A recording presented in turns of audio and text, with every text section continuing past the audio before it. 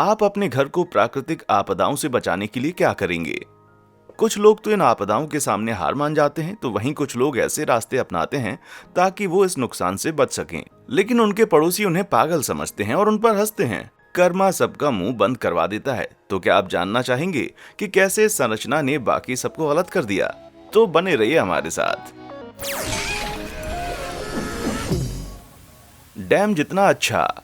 मई 2016 में जैसे ही पूरे टेक्सास में रिकॉर्ड तोड़ने वाले तूफान की शुरुआत हुई, तो ब्राज़ोरिया काउंटी में रहने वाले लोकल लोगों ने अपने घर के लिए सैंडबैग्स खरीदने शुरू कर दिए। मौसम विभाग का कहना था कि टेक्सास को एक सप्ताह तक आंधी, तूफान और बारिश का सामना करना पड़ सकता है, वो भी इस हद तक जितनी की किसी ने देखी भी नहीं होगी। सबसे जरूरी बात थी कि ये तूफान उनके एरिया की तरफ बढ़ रहा था। उनसे 100 मील से भी कम दूरी पर ब्रेनहैम काउंटी में 24 घंटे से भी कम समय में 19 इंच से ज्यादा बारिश हुई थी और तूफान ने अभी हार नहीं मानी थी, जिसके कारण रिपोर्ट्स आने लगी कि रोड डूब गई है और कई लोगों की जानें भी गई हैं। और ऐसी खबरें आने लगी कि पड़ोसी जगह पानी में डूब गई है क्योंकि नदियां उफान पर थीं। ब्रेज़ोरिया के निवासी बुरी से बुरी परिस्थिति के लिए तैयार थे। उनके हाथ जो कुछ भी आया वो लेकर वे उस जगह को छोड़ने लगे, सिर्फ रैंडी वैगनर को छोड़कर। रैंडी को उनके परिवार और संपत्ति दोनों की ही चिंता थी, इसीलिए उन्होंने ये डिसाइड किया कि वो अपने घर को छोड़कर कहीं नहीं जाएंगे और वे इस परिस्थिति से निपटने के लिए जो कुछ कर सकते हैं वो करेंगे, और अपनी हर उन चीजों को बचाने के लिए जिनसे वे बेहद प्यार करते थे। उन्होंने इंटरनेट और रिसर्च करना शुरू कर दिया ताकि उन्हें कोई जादुई सॉल्यूशन मिल सके। तब उन्हें एक्वा डैम के बारे में पता चला। जाइगेंटिक वाटर टाइट ट्यूब्स हैं जिन्हें पानी से भरा जाता है ताकि एक टेम्पररी बैरियर तैयार किया जा सके, और इन वाटर बैलून्स का वजन आने वाली बाढ़ से बचने के लिए एक अच्छे बैरिकेड का काम करने वाला था। तो इसमें सैंडबैग्स की तरह मेहनत भी नहीं करनी पड़ती। रैंडी को यह आइडिया बेहद पसंद आया था। उन्होंने आज से पहले किसी को भी ये उपाय इस्तेमाल करते हुए नहीं सुना था, लेकिन वो ये जुआ खेलना चाहते थे। इसीलिए उन्होंने ये 30 इंच लंबा 450 फीट का एक्वा डैम खरीदा, जिसकी कुल कीमत $8,300 थी। जिसके बाद उन्होंने लुइसियाना जाने के लिए 520 मील तक की यात्रा की ताकि वो इस 800 पाउंड के पैकेज को अपने घर लाएं। और इस दरमियान वो भगवान से बस एक ही प्रार्थना कर रहे थे कि वो ब्राज़ोनिया के तूफान के कहर शुरू होने से पहले पहुंच जाएं, जिससे कि वो बच सकें। ठीक 3 दिन बाद पानी रैंडी की प्रॉपर्टी के इर्द गिर्द जमा होने लगा। एक पल भी गवाए बिना रैंडी और 2 अन्य लोगों ने मिलकर घर के आसपास ट्यूब को बिछाना शुरू कर दिया, जिसके बाद उन्होंने गैस पंप्स और पास के खड्डे में से पानी का इस्तेमाल करके उन्होंने उस बैरियर को फुलाना शुरू कर दिया। और बस आधे ही दिन में उनका ये सुरक्षा कवच तैयार था। लेकिन उनके इस काम पर उनके पड़ोसी की नजर थी। जैसे जैसे लोग रैंडी के घर के पास से गुजरने लगे तो उन्हें ये काम करता देखकर उनका मजाक उड़ाने लगे, क्योंकि वे ये सब ऐसा सोच रहे थे कि उनका ये आसान सा प्लान कभी काम नहीं करने वाला, क्योंकि इस बार बारिश रिकॉर्ड तोड़ होने वाली थी। भले ही वे लोग रैंडी का मजाक उड़ा रहे थे, लेकिन रैंडी ने अपने प्लान पर अमल करने की सोची और उन्होंने पूरी निष्ठा के साथ अपना ये डैम बनाया, जिसके बाद वो और उनका परिवार वहां पर तूफान का इंतजार कर रहे थे। जून तक ब्रेज़ोरिया काउंटी की नदी ब्रजोस का पानी अपने लेवल से ऊपर बढ़ता चला गया और आसपास की जगहों पर बाढ़ का पानी भरता गया, और ये बाढ़ इतनी ज्यादा बुरी थी कि लोगों ने इसे आपदा का नाम देना शुरू कर दिया और हजारों लोगों को अपना घर छोड़कर जाना पड़ा। लेकिन जैसे जैसे न्यूज हेलीकॉप्टर्स इन बाढ़ की तस्वीर ब्रॉडकास्ट कर रहे थे, एक ही परिवार ऐसा था जिनकी प्रॉपर्टी में पानी नहीं घुसा था। इसे देखने पर ऐसा लग रहा था जैसे एक हरा आइलैंड गंदे पानी के बीचों बीच तैर रहा है। आखिरकार रैंडी वैगनर का प्लान काम कर गया। रैंडी और उनके परिवार ने देखा कि पानी ऊपर आ गया था, लेकिन फिर भी वो इस 30 इंच के डैम को नुकसान नहीं पहुंचा सका। रैंडी का कहना है कि उनके $8,300 के खर्च ने उन्हें $1.5 लाख के रिपेयर वर्क में होने वाले खर्चे से बचा लिया। यहाँ तक कि उन्हें फ्लड इंश्योरेंस की भी जरूरत नहीं पड़ी। वाह, सुनने से तो उन्होंने एक अच्छे खासे पैसे बचा लिए। लेकिन उनके पड़ोसी जो अब तक उन पर हंस रहे थे, उन्हें अपने कर्मा की कीमत चुकानी पड़ी, क्योंकि इस बाढ़ में कम से कम 1500 से अधिक घरों पर कहर बरपाया और तकरीबन 3.8 मिलियन का नुकसान हुआ। मुझे यकीन है कि आज के बाद रैंडी के पड़ोसी उस पर हंसेंगे नहीं, और अगर हाँ हंसी की बात करें तो मैं एक ऐसी जगह जानता हूँ जहाँ आपको बहुत कुछ मुफ्त में मिल सकता है। जी हाँ, वो जगह यही है।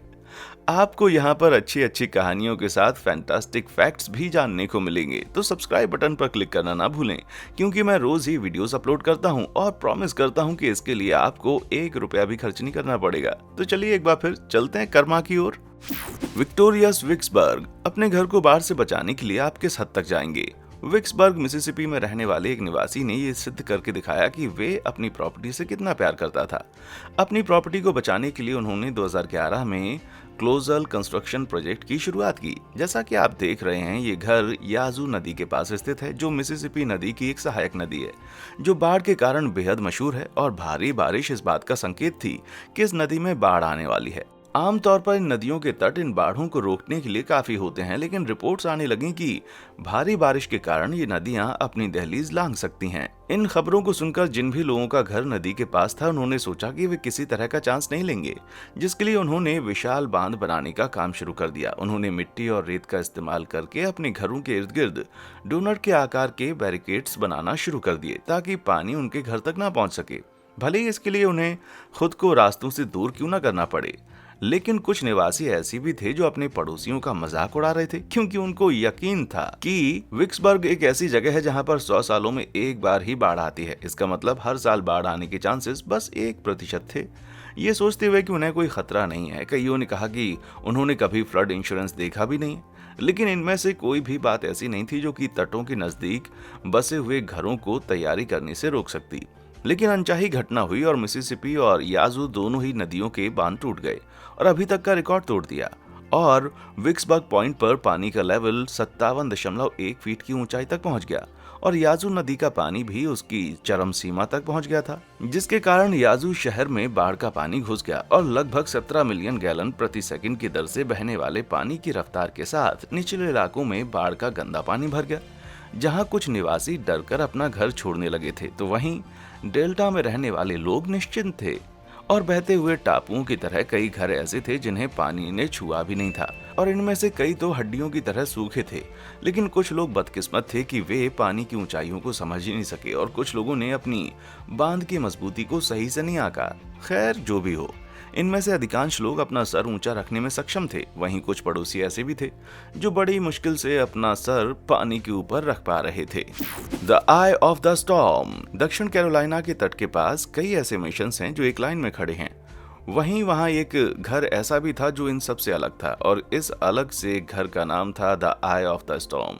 और एक तरफ जहां इस घर ने कई पड़ोसियों के मन में सवाल खड़े कर दिए थे और हंसने का कारण दे दिया था, लेकिन इस तूफान के मौसम में वे सभी पछताने वाले थे। जैसा कि आप देख सकते हैं, यूनाइटेड स्टेट्स का ये दक्षिण पूर्वी हिस्सा एक ऐसा हिस्सा है जहां बार बार हरिकेन आते रहते हैं। और ठीक बिल्कुल इसी जगह पर 1989 में डिजाइनर जॉर्ज पॉल के पेरेंट्स ने अपना बेशकीमती घर भयानक तूफान ह्यूगो में खो दिया था, जिसकी हवाएं 120 मील प्रति घंटे की रफ्तार से चल रही थीं, और इस घर ने उनके आशियाने को चकनाचूर कर दिया था। जॉर्ज ने तूफान से निपटने के लिए और ये सुनिश्चित करने के लिए कि उन्हें इस परिस्थिति का सामना न करना पड़े, उन्होंने एक ऐसे घर का निर्माण किया जिस पर उनके पेरेंट्स भी उन पर गर्व महसूस करेंगे। इस प्रक्रिया में उन्होंने एक बड़े से इन्फ्लेटेबल डिवाइस का इस्तेमाल किया जिसका नाम था एयर फॉर्म। इसे 37 फीट की ऊंचाई तक फुलाया गया और जिसके बाद इसे अंदर से कंक्रीट और स्टील से बनाया गया था, और इन सब चीजों ने मिलकर इसे एक परफेक्ट घर बनाया जो तूफान का सामना कर सके, क्योंकि इसकी दीवार और छत सभी चीजें एक ठोस चीज से बनी हुई थी, और यही कारण था कि तूफान इसका कुछ भी बिगाड़ नहीं सकता। और यही नहीं, इस घर के निचले फ्लोर पर 8 ओपनिंग्स हैं ताकि तेज हवाएं और पानी इनके बीच से गुजर सके, जिसके कारण ऊपर के हिस्से को किसी भी तरह का नुकसान नहीं होता है। हालांकि उनके कुछ पड़ोसी ऐसे हैं जिन्होंने इस अजीब आकार का घर देखकर उनकी हंसी उड़ाई, लेकिन सच बताऊं तो जॉर्ज के डिजाइन ने डटकर अभी तक के तूफान का सामना किया है, यहां तक कि 2018 के हरिकेन फ्लोरेंस का भी, जिसकी रफ्तार 100 मील प्रति घंटा थी और समुद्र ने 51,000 घरों को नष्ट कर दिया था। लगभग 5 बिलियन की क्षति हुई थी, और जैसा कि आप गैस कर सकते हैं कि आई ऑफ द स्टॉर्म इन आंकड़ों में शामिल नहीं था। वो एक कहावत है ना कि सूरत नहीं सीरत देखो। राजा के लिए बनाया गया घर। फ्लोरिडा में आया माइकल नाम का तूफान सबसे खराब तूफानों में से एक था जिसने मैक्सिको में 2018 में दस्तक दी थी। इसने अपने रास्ते में आए लगभग सभी घरों को नष्ट कर दिया था। हाँ, लगभग सभी घर।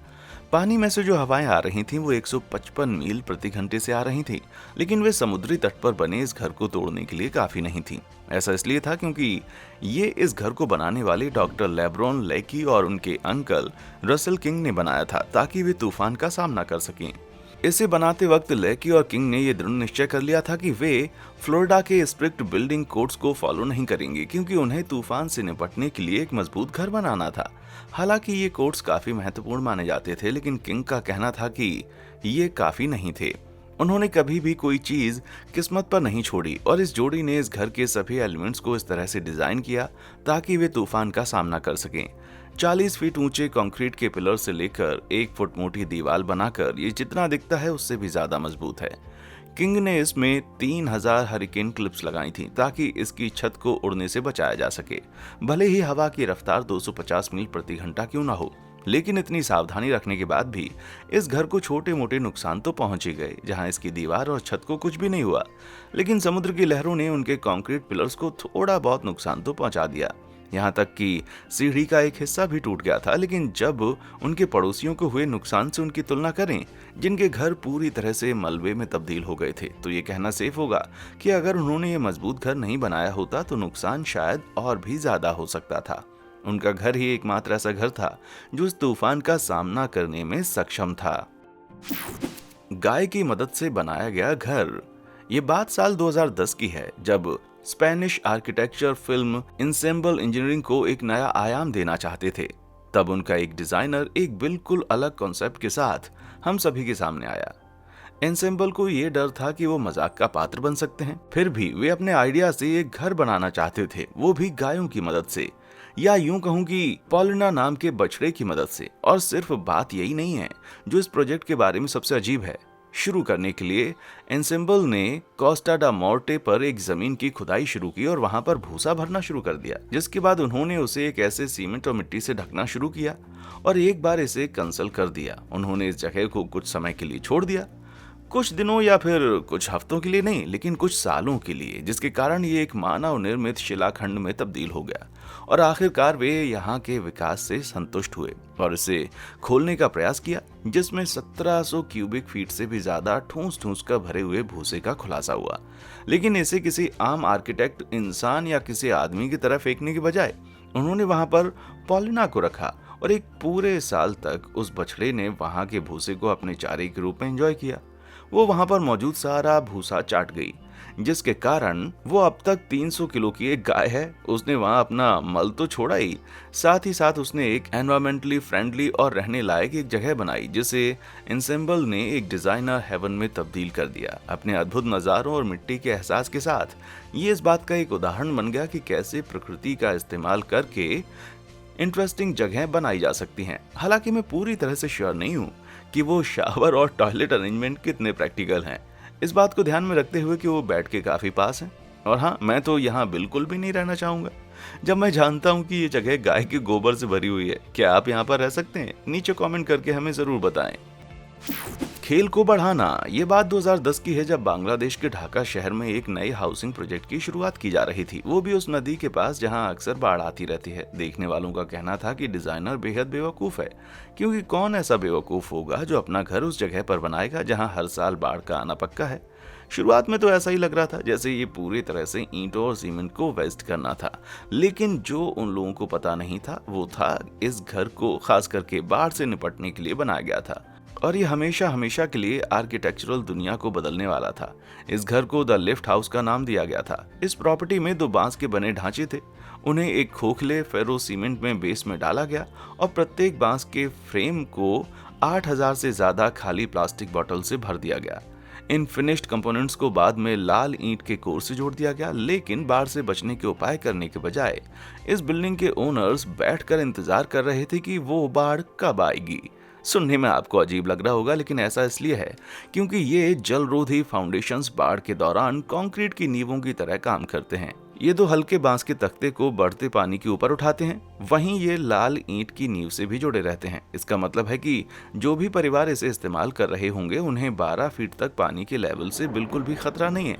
और जैसे ही पानी की मात्रा कम होती जाती है, ये संरचनाएं एक बार फिर से जमीन पर बैठ जाती हैं और जैसे जैसे पानी की मात्रा कम होती जाती है, ये संरचनाएं एक बार फिर से जमीन पर बैठ जाती हैं। प्रथुला प्रोसुन का ये एम्फीबियस डिजाइन बेशक लाजवाब है, लेकिन मैंने अभी तक इसके बेस्ट पार्टी के बारे में आपको कहां बताया है, क्योंकि लिफ्ट में लिफ्ट का अर्थ है कम आय वाली बाढ़ प्रूफ तकनीक। इसीलिए मूल डिजाइन के साथ सस्ते सामान का इस्तेमाल करके इस मिलियन डॉलर डिजाइन को बनाने में ज्यादा खर्च नहीं लगता है। और यही बात इसे उन लोगों के लिए अच्छा बनाती है जिनके पास घर बनाने के लिए बहुत ज्यादा पैसे नहीं होते और वे हमेशा बाढ़ से ग्रसित होते हैं। फाइनली हमारे पास एक डिजाइन तो ऐसा है जो कि 99% लोगों को डूबने से बचाएगा। आग और फॉयल। हर साल ऐसा लगता है जैसे आग की ऊंची ऊंची लहरें कैलिफोर्निया को जलाने के लिए तैयार बैठी हों।